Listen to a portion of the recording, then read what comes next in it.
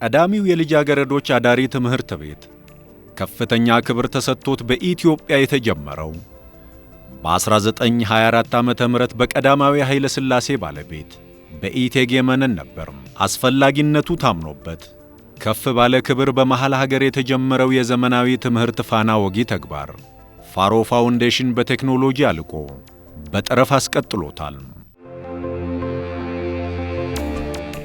በትምህርት የተገነባ ስብዕና በወንዝ ዳር እንደተተከለ ችግኝ ከእውቀት አይደርቅም፣ ፍሬውም አይነጥፍም። ተማሪዎች ፍሬ ናቸው። ፍሬ ደግሞ የትልቁ ዛፍ የቃል ኪዳን መሰረት ነው።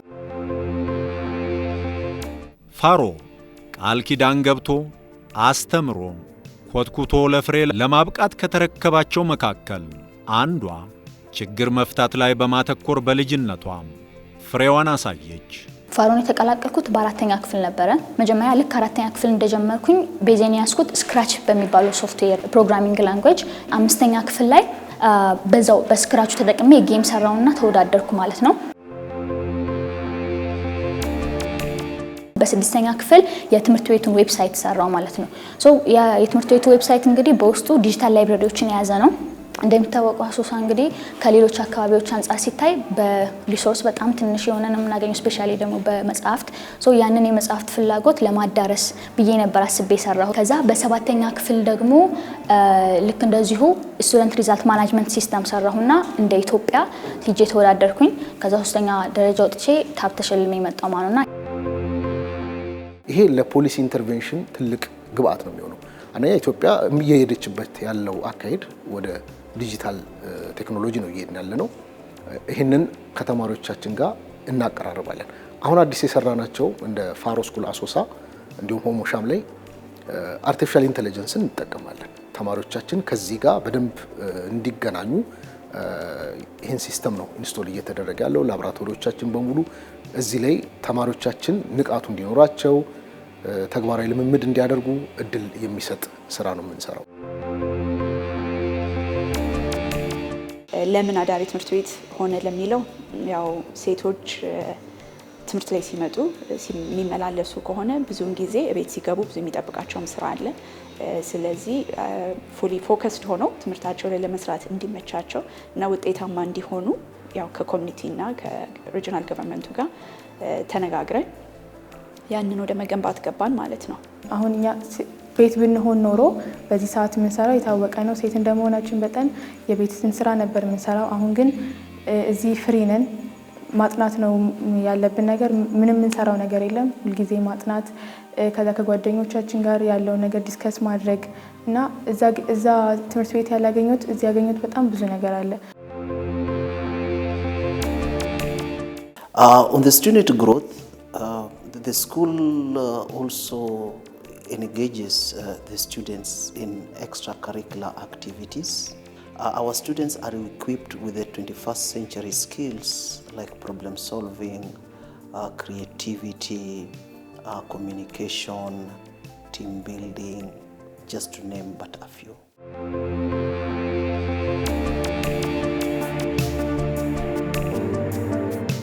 መምህራን በዲጂታል መሳሪያዎችና ግብአቶች መታገዛቸው የማስተማር ስነ ዘዴያቸውን እንዲያሳድጉ ያስችላቸዋል። ለተማሪዎችም የዳበረ የመረጃ ምንጭ በመሆን የእውቀት አድማሳቸውን በማዳበር ከወደፊት ተስፋቸው የሚያገናኛቸው በር ይከፈታል። የመጀመሪያው እኔ ፐርሰናሊ የሚሰጠኝ ጥቅም ምንድነው? ራሴን ሞር ክሬቲቪቲን ያሳድግልኛል። ደግሞ የኔ ፕሮብለም ሶልቪንግ የሆነ አቅሙን በደንብ እንዳዳብረው ይረዳኛል። ተማሪዎች ኢቭን ሌላ ትምህርት ቤት ሊሆን ይችላል ይሄን ማድረግ ይቻላል ብለው ሊሚት እንደሌለው እንዲረዱ፣ ለሀገሪቱም ሴኩሪቲ የተጠበቀ እንዲሆን ሊያደርግ ይችላል ማለት ነው። አንድ ሶፍትዌር ኢቭን ሶፍትዌር ባይሆን ራሱ አንድ ሲስተም ብቻ ብለን የምንጠራው በጣም በሚሊዮን ነው ኮስቶች ያሉት ማለት ነው። አሁን ኢቭን ከውጭ ኢትዮጵያ አሁን የራሴ ብላ የምትወስደውን ሶፍትዌር ሌላ ውጭ ያለውን ሰው አዛ ከምታሰራ እኛ ውስጥ ሆነን ያንን ሶፍትዌር ወይም ደግሞ ያንን ሲስተም ዴቨሎፕ አድርገን የምናቀርበው አንደኛ ዋጋውም ለሀገሪቷ ይቀንሳል፣ እኛም ከዛም በተጨማሪ እየተከፈለ ነው የምንሄደው ማለት ነው። አንድን ሰው ስንቀርጽ ወይም ትምህርት ላይ ሲሰማራ አካዳሚክ ኤክሰለንስ ብቻ አይደለም፣ ሌሎች ፖቴንሻሎችን መውጣት ይጀምራሉ። ምክንያቱም ያው ትምህርት እንደሚያደርገው ሞር ሰፋ ያለ አስተሳሰብ እንዲኖረን ነው። በት ኦልሶ ውስጣችን ያለውን ፖቴንሻል ማውጣት እንድንችል ነው ትሬን የሚያደርገን። ስለዚህ ከአካዳሚክ ኤክሰለንስ ያለፈ ደግሞ የልጆቹ ኢንትረስት በብዙ ነገሮች ላይ ኢንጌጅድ ሲሆኑ አይተናል። ቢት አርት፣ ስፖርት፣ ክሬቲቭ ኢንዱስትሪ ሞስትሊ እና የተለያዩ ነገሮች ላይ ብቻ ያላቸውን ኢንትረስቶች እንዲያወጡ አድርጓቸዋል። ያ ደግሞ ሞር ራውንድድ የሆኑ ሰዎችን እንድንሰራ እንድንችል አድርጎናል። መምህራን 24 ሰዓት እዚሁ ነን ተማሪዎች ጋር አብረን ነው ማለት ነው። ስለዚህ አት ኤኒ ታይም ከትምህርት ሰዓት ውጪ እነሱ እናግዛለን ማለት ነው በማንኛውም ሰዓት። ስለዚህ ተማሪዎች ሰፋ ያለ ጊዜ ይኖራቸዋል፣ ፍላጎታቸውን ያሟላሉ። ያ ማለት ምንድነው? የተጣበበ ጊዜ የለም። አት ኤኒ ታይም ኮሙኒኬት ያደርጉናል። ሰፊ የሆነውን ጊዜ እነሱ ጋር ነው የምናሳልፈውና ይሄ ለየት ያደርገዋል ብዬ አስባለሁ። የሆሞሻ አዳሪ ትምህርት ቤት አቅም እያላቸው በተለያየ ማህበራዊ ጫና ውስጥ ለነበሩ ተማሪዎች ተስፋ ሆኖ መጥቷል።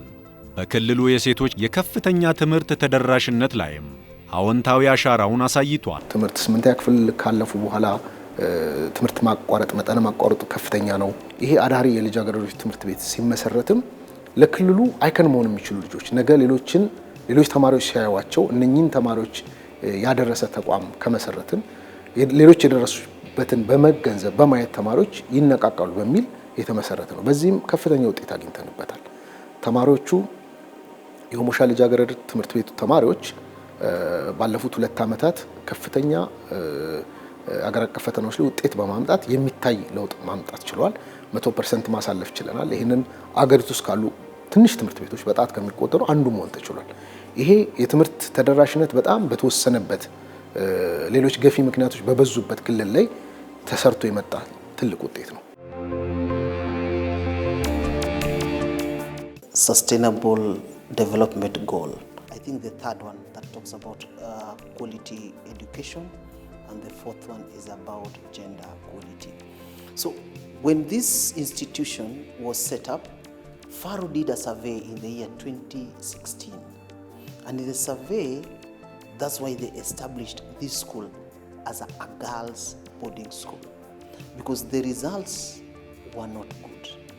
It realized that only 32% of girls do attend and complete secondary school due to social and economic challenges. Social challenges, they don't have enough teaching material or learning resources. And so Faro has been able to do this, because if you look, we are not only bringing up to boost the community is through women empowerment. And the only thing to empower a lady is when you empower her through education.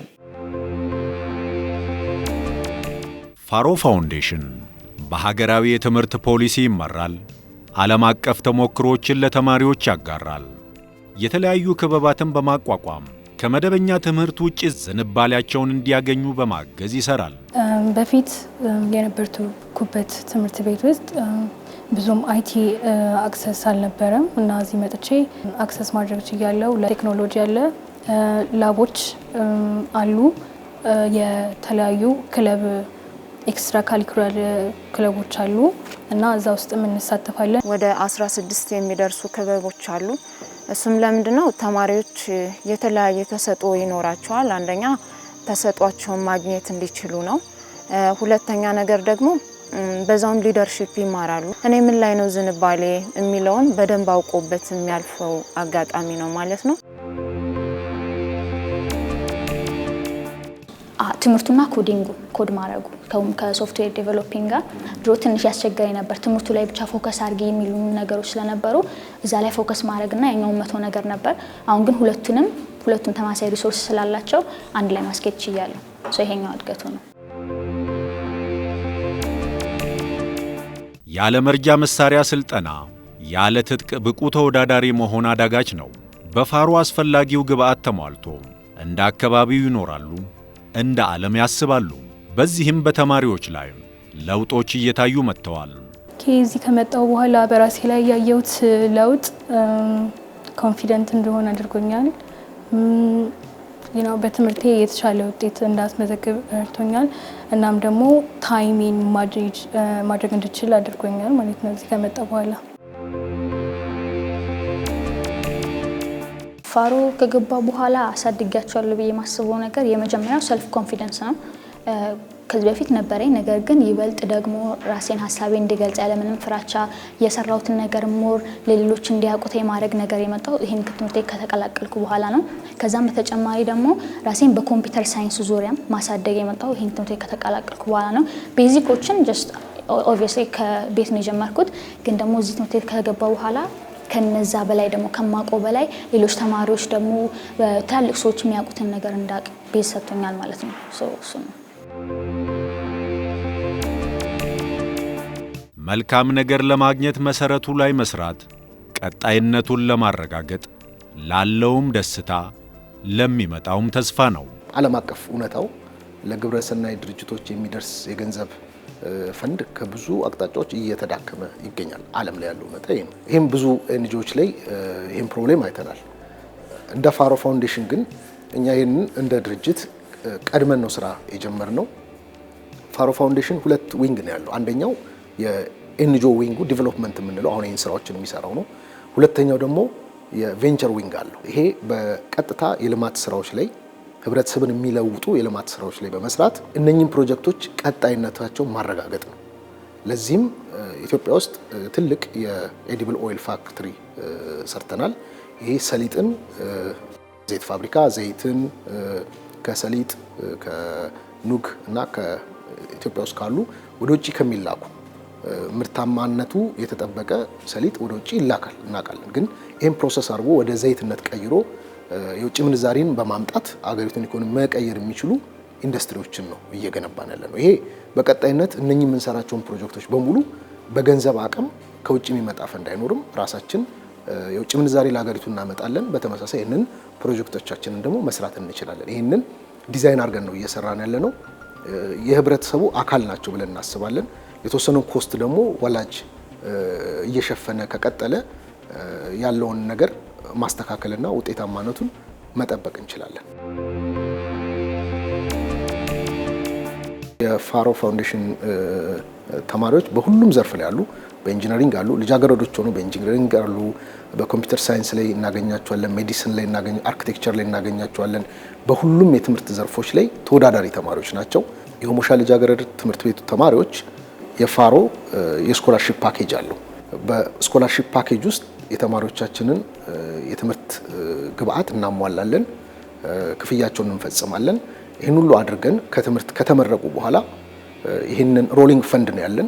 ወደ ኢትዮጵያ መጥተው የሚያገለግሉ ከሆነ የዛ ኮስት ላይ በጣም ውሱኑን መጠን ብቻ ሪፈንድ እንዲያደርጉ እናደርጋለን፣ ለሌሎች ተማሪዎች ቀጣይነቱ እንዲረጋገጥ። ከኢትዮጵያ ውጭ ሆነው የሚያገለግሉ ከሆነ ግን እንዲከፍሉ ይደረጋል። ይሄ ምንድነው አገራቸውን መጥተው እንዲያገለግሉ ስለምንፈልግ ወደ ውጭ ብንልካቸውም ይሄን ክልል መቀየር አለባቸው ብለን እናምናለን። ሀብት ቢከማች ሊጠፋ ይችላል። ሰው ከተማረ ከሰለጠነ ግን ዕውቀቱ አይነጠቅም። ራሱንም ሀገሩንም ይለውጣል። ነገንም ከዛሬ የተሻለ ያደርጋል። ፋሮም በዚህ መነሻነት ነው ሴቶችን ያካተተ ጥራት ያለው ትምህርትና ተደራሽነት ላይ የሚሰራው። ሴቶችን ማስተማር ማህበረሰብ ማስተማር ነው በሚል በመንግስት የተነደፈውን የትምህርት ፍኖተ ካርታ በተግባር እያገዘ ነው።